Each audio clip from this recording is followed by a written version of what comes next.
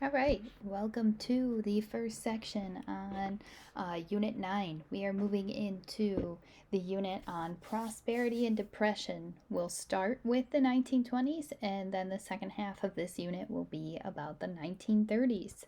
So, this video is going to cover the very beginnings of the Roaring Twenties, picking up where we left off at the last unit at the end of World War One, what's happening politically, what's happening socially. So, to look at the foreign policy background moving into the 1920s, we have to kind of get in the mindset of Americans post World War One. And post World War One, Americans are going to carry a strong hatred for war because they just saw this great war, the War of Wars. Uh, there was a significant loss of life, and it cost a lot of money. So after that, the United States is going to return to that isolation. Remember, ostrich, head in the sand. Not being involved in the League of Nations put us in a place where we were not involved in global affairs at all. We illustrate not wanting to be involved in global affairs through trying to end all wars. There were a couple of meetings that are going to take place that the US is not involved in.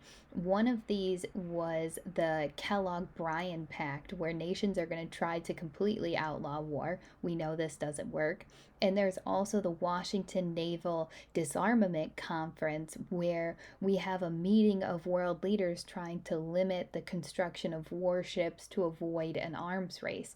Now, these two meetings are going to show this need to want to solve disagreements without war. So we try to illustrate that we learned from World War One, but clearly we know that this doesn't work because World War Two is going to happen. As far as the domestic climate, when we say domestic, we mean home front. We mean here in the United States, how are the people socially feeling? And how we feel is we want to return to conservative policies. Conservative means back to the basics, tradition, nothing crazy, nothing new. Let's go back to what works. If it's not broke, don't fix it. And that's where we're at post World War One. We want to retreat from foreign affairs, go back to Washington's original advice, no entangling alliances. We're also going to want to reject progressive reform. All that had been done in the progressive era, where the government starts to get more involved in social issues, we want to get rid of that. The people want to return to laissez faire economics, hands off, government not involved, let businesses grow. We already know how this goes. We saw during the Gilded Age exactly this, but hey, we're trying it again. History is just a hamster wheel that we can't get off of. So we want the government to get less involved in both business and social affairs. We want to return to a focus on business production. We want to grow manufacturing in the United States. And all at the same time, because we're carrying that hatred for war, we want to reduce the spending on war efforts, which means we're not going to hold a strong standing army, which means we're not going to put money into building up our military because we want to limit the debt of the government. It's all about making money. Warren G. Harding is going to come in and take advantage of the people's feelings on this and run on a political campaign with the slogan return to normalcy. He's basically saying everything that we can do to get back to that Gilded Age time where everything was looking wonderful, we're going to do it. Back before these wars that we've been involved in, let's go back to focusing on business and growing that economy. No war, no interaction with anybody else. Let's focus on the United States. During the 1920s, we're going to experience a number of Republican presidencies that all had these pro business policies, and these all kind of make sense. We want a high protective tariff. Remember, protective tariffs protect American manufacturing by encouraging consumers to buy American made goods by making the competitive imported goods more expensive.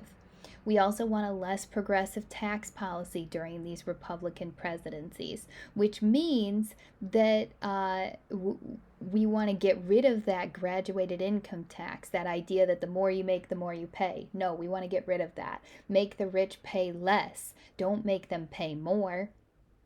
We're also going to try two economic theories during these Republican presidencies that we're going to see as a pattern over time again and again and again. Supply side economics, we're reducing the taxes on the wealthy in an attempt to put more money in the hands of the rich, hoping that they would spend it, create jobs, create businesses. We're supplying the economy with money by reducing taxes and hoping that people would spend it. We're also going to try trickle down economics. Trickle down economics is a theory that says if we reduce and taxes and lend money to big businesses all the way at the top, that money will eventually trickle down to the consumer in the form of more jobs. Trickle down economics is going to keep coming back. It hasn't worked. It doesn't work here. We're going to see the effects of these policies.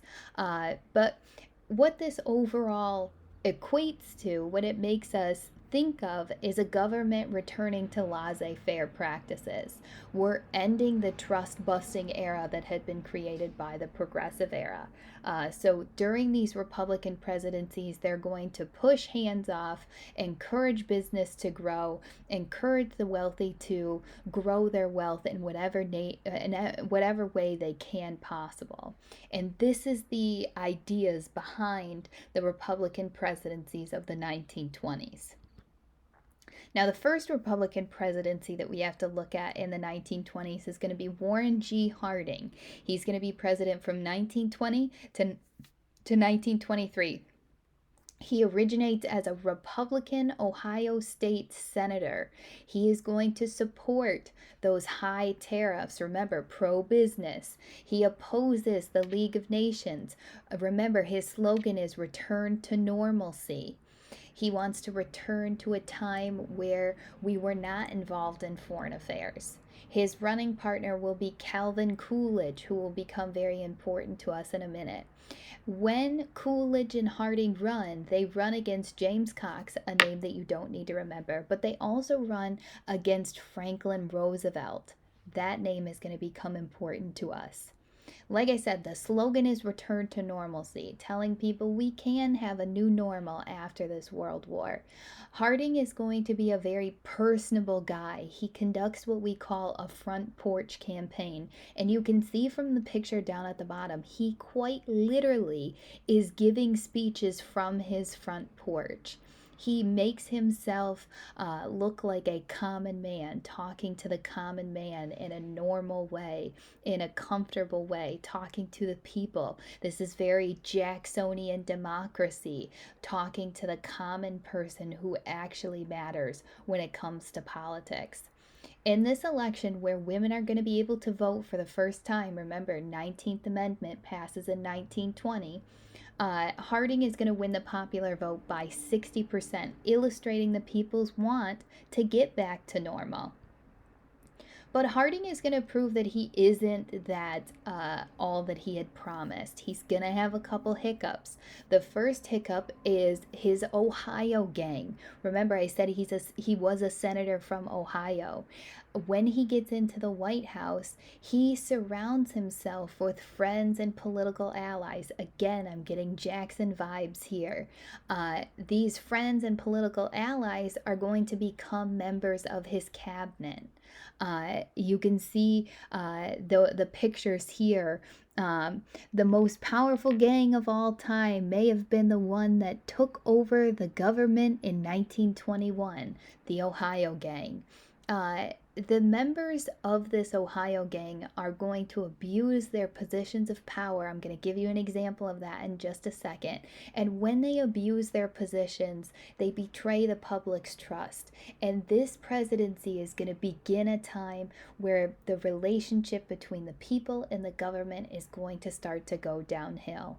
These members of the Ohio gang are going to use illegal dealings such as bribes and kickbacks, which are going to lead to financial and political scandals scarring the presidency of Harding.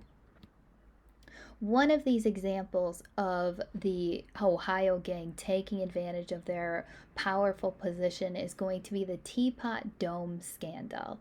The Teapot Dome scandal is named for where it happens. So we have a few characters here. We have Albert Fall, who was the Secretary of the Interior.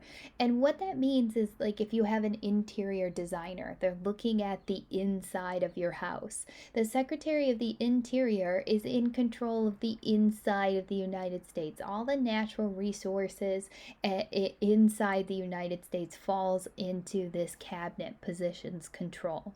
In 1921, Fall is going to arrange to have the oil reserves in Elk Hills, California, and Teapot Dome, the name of the scandal, Wyoming, to be under the control of the Interior Department. Now, this was weird because typically the Navy Department controlled the reserves in case there was an emergency. But Fall is going to take it under the control of the Interior Department and lease the land to oil men in return for bribes, which he called loans.